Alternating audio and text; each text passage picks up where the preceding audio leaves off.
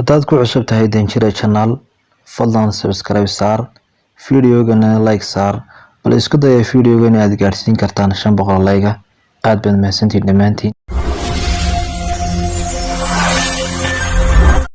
Assalaamu calaykum waraxmatullaahi wabarakaatuh. Kanaalkan YouTube-ka ee Danjire Channel, asxaabta ku xiran qiimaha badan isku soo noqdo wanaagsan.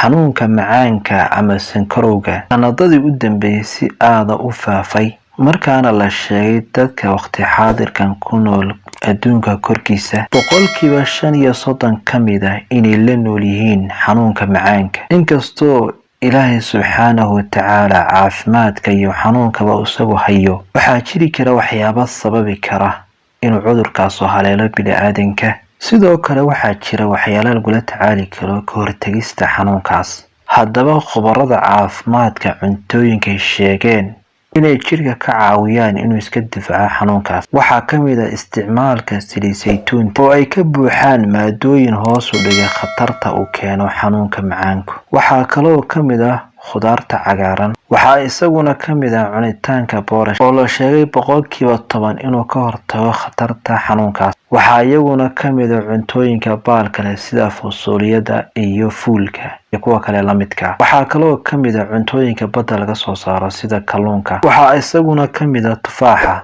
waxaa isaguna ka mid ah geedka qorfaha oo lagu darsado sharaabka iyo sidoo kale shaaha. waxaa iyaduna sidoo kale laga maarmaan ah jirkaagu inuu helo jimicsi joogto ah.